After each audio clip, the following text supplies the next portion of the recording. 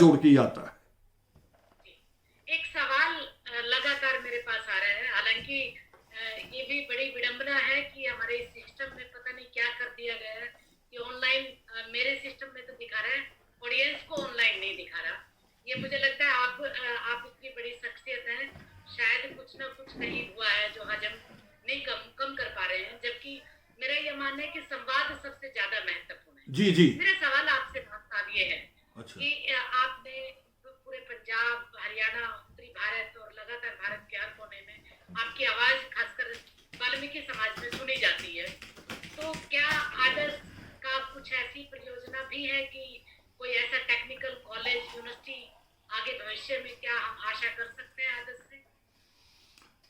जबकि आप तो इसका तो मैं हाँ जी, मैं कहता हूं सेमिनार में कि हमें योजनाएं बना के रखनी चाहिए सारी, और खुली आंख से सपना देखना चाहिए। खुली आंख से देखे सपने ही पूरे होते हैं।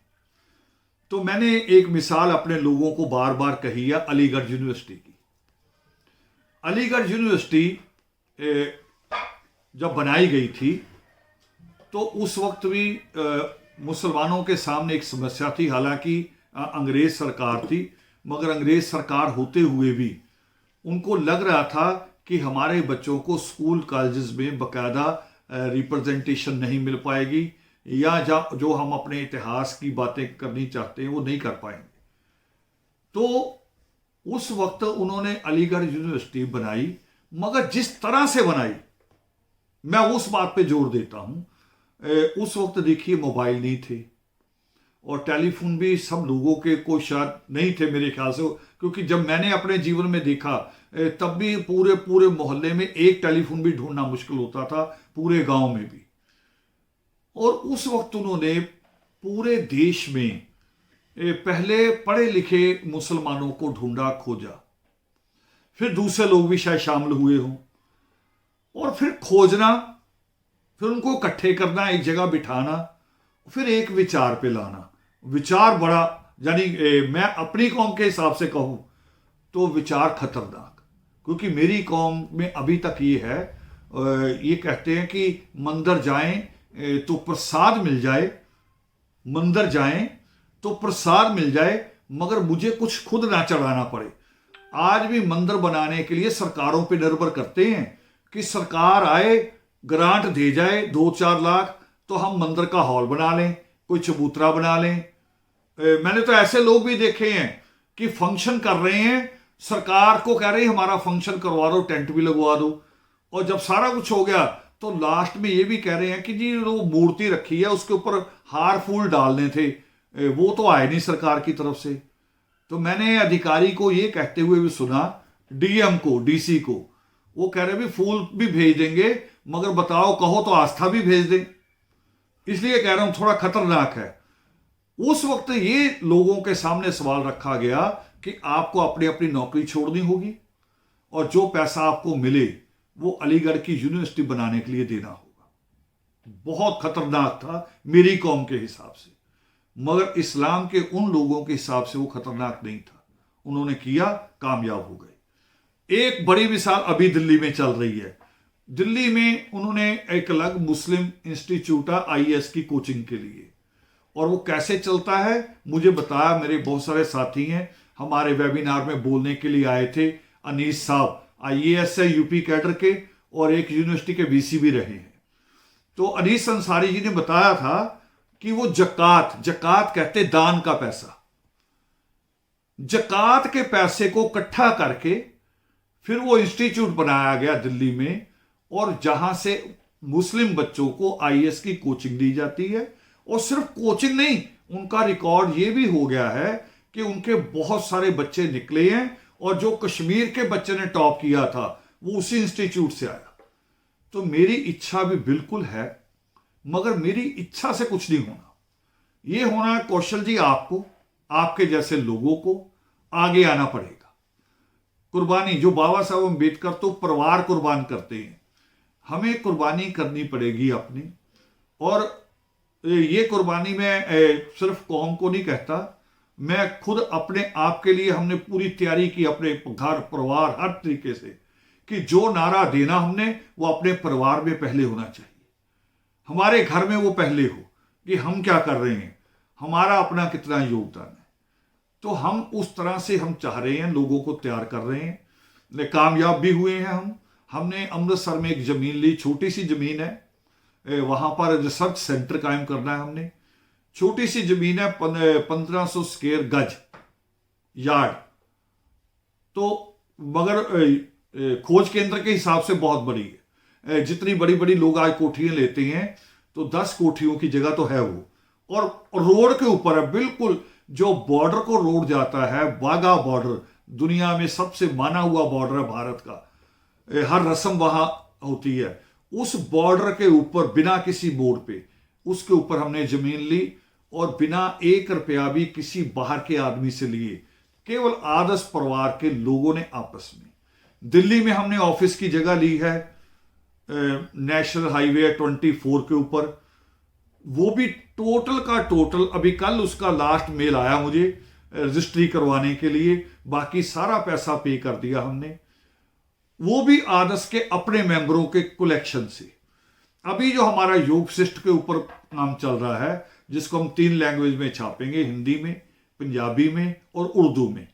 उर्दू में इसलिए कि आप गए हैं, आपको याद होगा पाकिस्तान आप गए हैं, लगभग जितनी जनसंख्या हमारी भारत में है उसके मुकाबले पाकिस्तान में भी है, तो उर्दू में भी हम छापेंगे।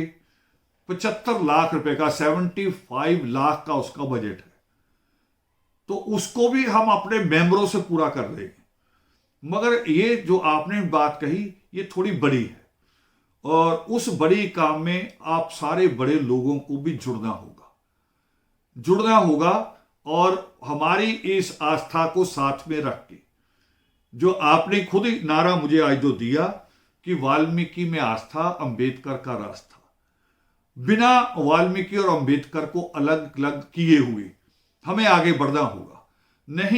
नहीं तो शोषण हुआ है हमारा, शोषण हुआ हमारा इतना कि 403 सीट उत्तर प्रदेश विधानसभा की होती हैं, 403, 403 सीट में से जब से मायावती के हाथ में कमांड है, एक टिकट भी वाल्मीकि कम्युनिटी को नहीं दिया जाता, एक सिंगल टिकट भी। खुद लखनऊ में लाखों की पॉपुलेशन है, बरेली में है, शाहजहांपुर में है, मुरादाबाद में है, यानी किस शहर का मैं नाम लूं जहां पॉपुलेशन नहीं है, मगर एक सिंगल टिकट नहीं दिया जाता। तो ये करना पड़ेगा। मैं और जो एक बात थोड़ी सी सुन लीजिए, मगर मैं इसके पीछे जा रहा हूं, काम करने से पीछे, कि एक नारा और दिया था कांशीराम जी ने, जो मेरी कौम को समझना होगा। मेरे ऊपर लोग बड़ा प्रेशर डालते, आपका सवाल तो बहुत अच्छा आया, आपका सवाल इंस्टीट्यूशन के लिए आया, यही होना चाहिए, मगर मेरी कौम के बहुत सारे लोग ऐसे गुमराह भी हैं जो मेरे ऊपर प्रेशर बार बार डालते हैं, पंजाब से, हरियाणा से, यहां तक कि अमेरिका तक से फोन करवा देते हैं कि जी पॉलिटिकल पार्टी बनाओ। तो मैंने उनको बताया भी, एक नारा बाम सेफ जब बनी थी तो एक नारा आया था, उस वक्त कैडर में आया था कि जिसका डीएम उसका सीएम। जब तक आपका डीएम नहीं हो जाता तो सीएम बनने से कोई लाभ नहीं, आप कुछ नहीं कर पाओगे। इसलिए हमें पहले एजुकेशन वाला काम पूरा करना है। हम एजुकेशन में उतनी संख्या में आ जाएं कि एक डिस्ट्रिक्ट में अगर 20 बड़े ऑफिसर होते हैं, डीएम, पुलिस कमिश्नर और एजुकेशन ऑफिसर सबको मिला के अगर 20 बड़े ऑफिसर हैं, तो कम से कम 4 या 5 हमारे आ जाए हर जिले में। फिर राजनीतिक बात सोचे लोग बाद में जाके, लोग राजनीति पहले सोचते। जी अंतिम सवाल जी संक्षेप में चाहूंगी, क्योंकि हालांकि मैं जानती हूँ कि वो बड़ा समय लेगा, लेकिन समय क्योंकि ज्यादा हो चुका है, मैं अंतिम सवाल के रूप में ये जानना चाहती हूँ जी कि महर्षि वाल्मीकि ने संस्कृत में रामायण लिखा जी तो रामायण तो घर घर में पढ़ाई जाती है, वाल्मीकि के अलावा भी, जी वाल्मीकि समाज के अलावा भी जी रामायण हर जगह पे पढ़ाई जा रही है। जी मंदिरों में देख लीजिए आप, रामायण का पाठ होता है, बाकायदा गली चौराहों पे भी, नुक्कड़ पे भी। हाँ जी लेकिन जब वाल्मीकि जयंती आती है हाँ। उसको केवल वाल्मीकि मनाते हैं, ऐसा क्यों? उसका जवाब आपके सवाल में ही है। असल में मैंने शुरुआत में भी कही थी, और बाबा साहब भीमराव अंबेडकर जी ने जो अपना दुख व्यक्त किया था उसमें भी यही बात थी। जो बाबा साहब अंबेडकर जी जब कहते हैं एम.ओ. मुथई से कि आपने वाल्मीकि को हटा के तुलसी को स्थापित कर लिया, जो घरों में पढ़ा जाता है वो रामचित मानस है, वो वाल्मीकि रामायण बिल्कुल नहीं है। उसकी एक घटना का सिर्फ जिक्र करके मैं उसकी प्रमाणिकता पे सवाल खड़ा कर रहा हूं कि वाल्मीकि रामायण में सीता स्वयंवर नहीं है। वाल्मीकि रामायण में सीता और राम की शादी तो है, मगर जो स्वयंवर वाली रस्म है, स्वयंवर मीन्स स्वयं वर को चुनना, वो जो धनुष वाली बातें बताते हैं, ये तुलसी के रामचित मानस में है, वाल्मीकि रामायण में नहीं है। एक बात। दूसरी बात मैं यहां एक कोट करना चाहता हूं, जिनका नाम लेके बहुत भ्रमित किया जाता है, स्वामी पेरियार का नाम लेके। पेरियार जी का जो उन्होंने लिखा था the true Ramayana, the true Ramayana में पेरियार की जो बातें उन्होंने लिखी उसको तो तरीके से पेश नहीं किया गया, कि उन्होंने जो बात कहनी चाहिए वो बात क्या थी। मैं इसको कोट कर रहा हूं, थोड़ा सा 2-3 लाइनें हैं, जरूरी है जो उन्होंने कही उस वक्त, और उसको हम समझ लेंगे तो शायद और आगे बढ़ेंगे। ये पेरियार जी उस द ट्रू रामायण की जो प्रस्तावना है उसमें वो कह रहे हैं, सबसे महत्वपूर्ण प्रश्न यह है कि तमिलनाडु के निवासी, बिल्कुल जैसे बाबा साहब अम्बेडकर बोल रहे हैं वही लाइन, सबसे महत्वपूर्ण प्रश्न यह है कि तमिलनाडु के निवासी विशेषता जब रामायण पढ़ते हैं, आपका सवाल भी, विशेषता जब रामायण पढ़ते हैं, कम रामायण तमिलनाडु के ब्राह्मणों द्वारा जो संबंध में जनता के समक्ष भाषण देकर अपनी साहित्यिक योग्यता का प्रदर्शन कर अपनी आजीविका चलाते हैं, उसको उठा लेते हैं। ये बहुत बड़ी बात है जो पेरियार जी ने कही, इसको लोगों ने समझी नहीं। फिर आगे वो और क्या कह रहे हैं, वो कह रहे वाल्मीकि रामायण की कथा को चाट कर, ब्रैकेट में उन्होंने लिखा छिपा कर, वाल्मीकि रामायण की कथा को चाट कर उसकी सत्यता और मौलिकता को समाप्त कर। देखिए ये शब्द, ये पेरियार जी के शब्द है, आज तक किसी ने कोड नहीं किए। पेरियार का नाम लेके जितना न बोधी है, बामसेफ कैडर है, वो वाल्मीकि नाम को गाली देता है। ये पेरियार की कलम से मैं बोल रहा हूं, उनका ओरिजिनल उठाएंगे आपको मिलेगा। वाल्मीकि रामायण की कथा को चाट कर, छिपाकर, उसकी सत्यता और मौलिकता को समाप्त कर, किस प्रकार दुष्ट, देखिए शब्द का इस्तेमाल कर रहे हैं, किस प्रकार दुष्ट और पाजी कंबाओं, ब्राह्मण है वहां के, तमिलनाडु के ब्राह्मण कंबाओं द्वारा सूक्ष्म पर्दा डाल दिया। अब ये बात तो कोई कोड नहीं कर रहा कि पेरियार जी जोर दे रहे हैं वाल्मीकि रामायण के ऊपर। असल में जो पढ़ा जा रहा है वो रामचित मानस है। रामचित मानस बहुत सारी भ्रांतियां लेके है, उसी की मैं अभी इसी के साथ जोड़ देता हूं, धनुष वाली बात के साथ। तुलसी उसमें लिख रहे हैं कि सीता उस धनुष को उठा लेती थी, इसीलिए जनक ने धनुष की शर्त रख दी, और जब महात्मा रावण आए तो उस धनुष को नहीं उठा पाए। मैं तमाम लोगों से सवाल कर रहा हूं, सीता धनुष उठा लेती थी, महात्मा रावण नहीं उठा पाए, तो शक्तिशाली कौन हुआ?